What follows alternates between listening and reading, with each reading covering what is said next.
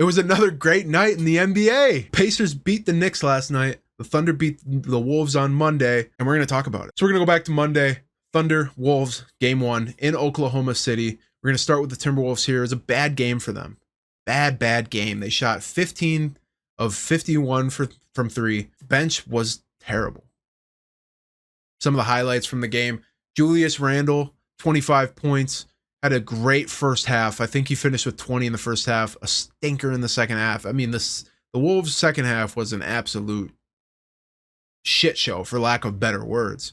Jaden McDaniels started early pretty well, taking people off the dribble, making jump shots over Shea, making people guard him. That's something that's very important. Is he needs to make himself someone worth guarding to take some of the pressure off of Randle and off of Ant. Granted, I don't think teams are going to gravitate off of Ant at all, because you know he can get you a quick 13, 14 points in like a 2-minute span. So not really a lot of bright spots here. There was only 2 players for the Wolves in double digits. It was Ant with, 18 points, and Julius Randle with 25. Ant only took 13 shots, which is not going to fly. Shea shot 27. That's just not a good comparison. Some keys for the Timberwolves. Make Shea beat you. Don't foul him. Try your best not to foul him, because he'll shove you to the ground. He offensive fouls a lot. Doesn't get called. And if you clip him with a foot because he pushed you to the ground, that's a foul on you. Don't forget it, kids. Extend the rotation. So the Wolves are playing about 8 guys. They're playing 3 key guys off the bench, Naz, Dante, and Nickeil Alexander-Walker. I think we extend it to 2 more people. I think we can get away with a 10-man rotation. I think Terrence Shannon Jr. can come in and give you great minutes, and Jalen Clark has shown that he can guard SGA. He can step up and kind of be a guy to take some of those fouls and alleviate the pressure off some of the starters so they can perform and defend late in the game. On offense, be aggressive. Chris Finch, I'm calling on you. Do something here to get us in the paint, or get some passes in the paint. Let's get the Thunder bigs in foul trouble. Granted, they went small in this game. They succeeded going small in this game. They have a guard that can guard centers in Alex Caruso. We saw that against Jokic. But be aggressive. Get to the hoop. Draw some fouls. Make this a fight. Make this a true fight. Flop if you have to. Limit turnovers. The Thunder like to do a thing where when somebody gets an entry pass, the offensive player who passed it cuts through, the Thunder defender will linger.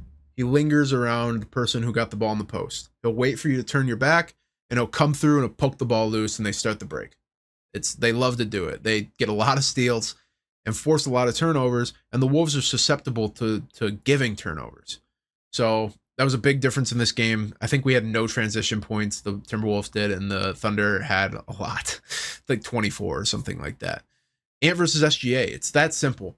Ant has to beat SGA, and he can. Granted, the Thunder are loading up. They're filling the gaps on Ant. They're hedging screens. They're sending a mix of hedging, dropping, fighting over the screens. They're doing a great job making it difficult for him. But Ant has seen these defenses before, so I see him bouncing back and performing better, getting to the hoop if he can make his layups, which he has not been good at doing in these playoffs. The Oklahoma City Thunder. Shai Gilgeous-Alexander finishes with 31 points. Does his thing. He also gets crowned MVP. And here we go. We can't talk about SGA without talking about the blemish on his career, which is his flopping. I am a personal fan of grown adult NBA basketball, and not so much this grifting and flailing and flopping and acting like you just got murdered every time you just drive to the hoop. There was a time he dove to the basket. This is how bad the officiating is. And people are saying, well, they challenged it, it got reversed, yada, yada. There's a play he did not get even touched, and he hit the floor, and they called a foul on it. The ref was right there. The fact that that even gets called, and we have to waste a challenge on that, it says enough for itself, really. That's a foul, but Alex Caruso gets to throw his hand all the way into Ant's body, and it's not even, like, they're not even close to calling that. I digress. SGA is a great player. He can get it done in the mid-range. He did it in the third and fourth quarter. Let's go on. Jalen Williams, third quarter was very great for him. I think he had double digits that quarter. He ended with 19.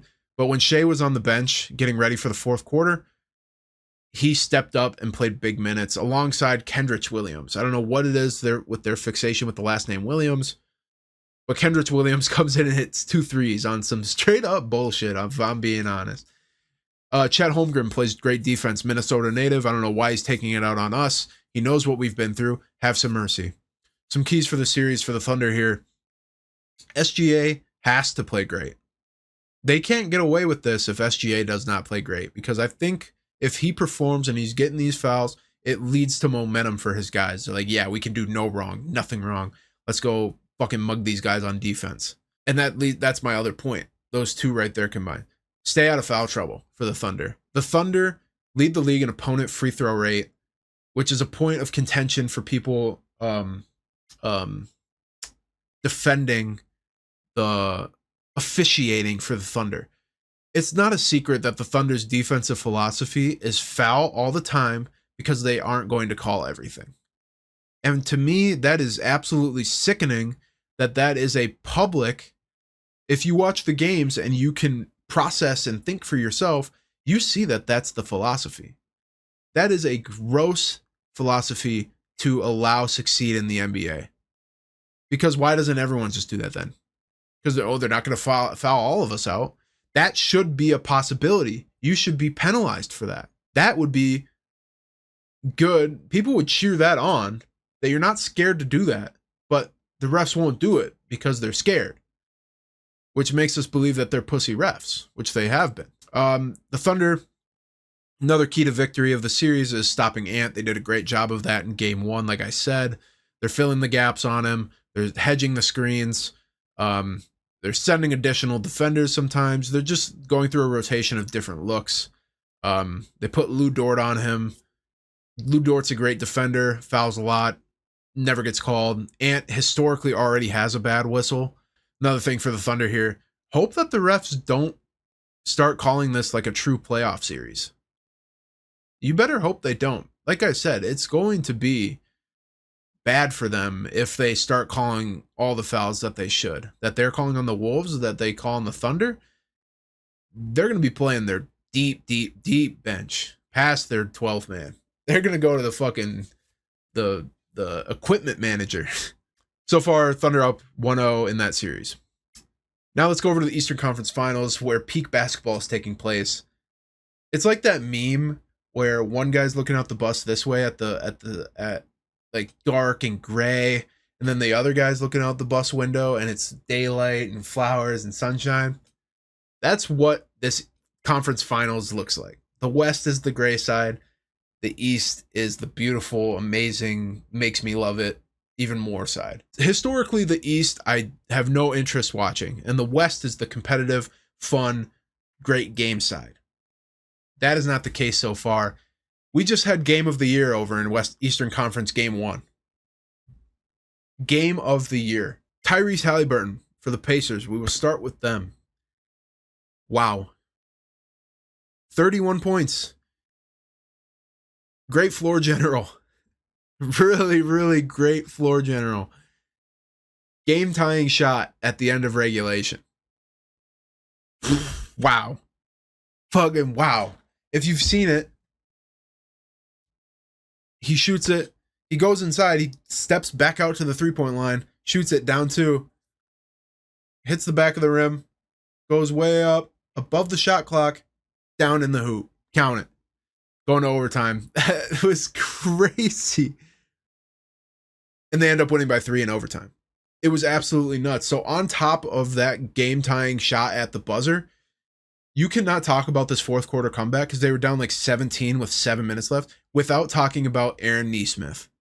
He hit 5 straight ridiculous threes at the end of the fourth quarter to fuel this comeback. He shot 8 for 9 on the game, 5 in a row in the fourth. It was insane. I literally was watching every time he hit a 3. I was at Walmart. Oh fuck! Like people were looking at me like I don't know how he was doing it, but good for him. That was awesome to see.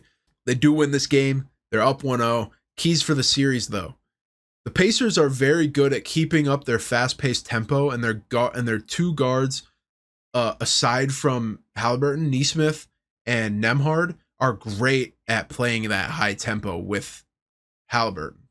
And Pascal Siakam is a high octane guy too.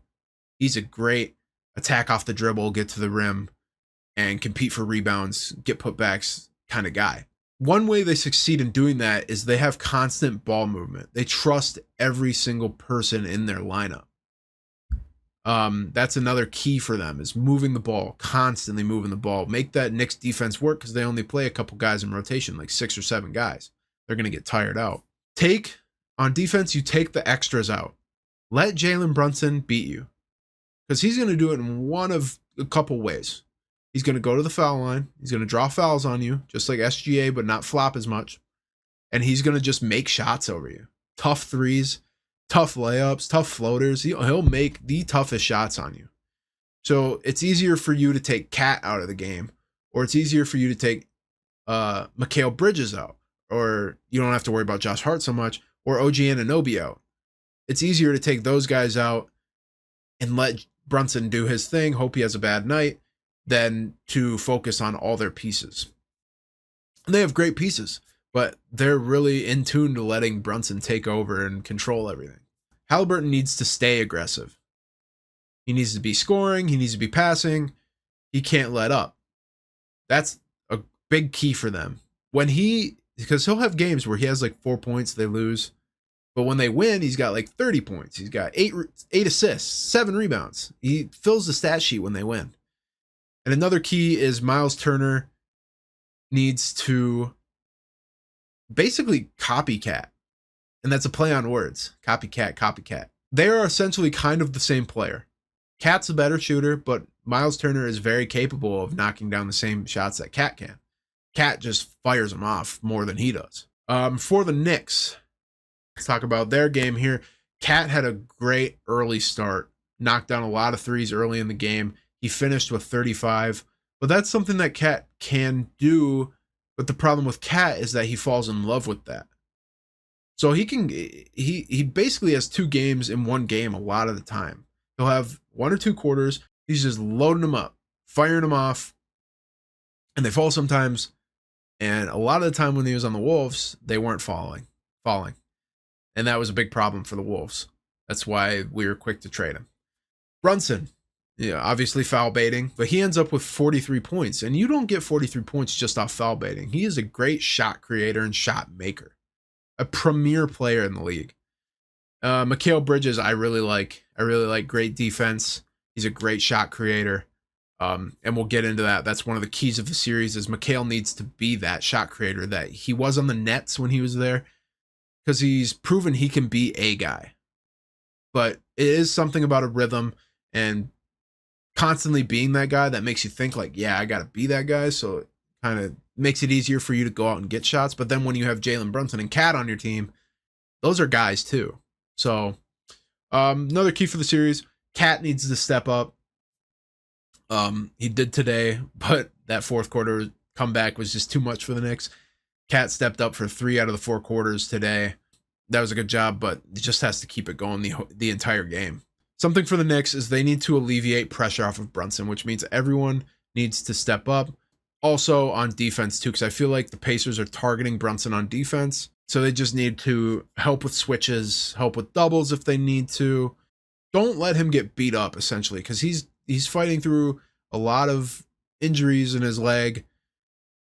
You just don't want him to get hurt. So you want to alleviate all that kind of pressure off of him, because if they don't have Brunson, they're finished. Also for the Knicks, dig into the bench. Pacers are very deep, and they're not afraid to go deeper into their bench. For Christ's sakes, they play Thomas Bryant, and the Knicks only play 6 or 7 guys. Like I know you have a couple more you could give more minutes to, and just keep constant pressure on them. And the Knicks play with high energy. You cannot afford to be complacent against this Pacers team who plays quick, fast, beautifully, not even ugly.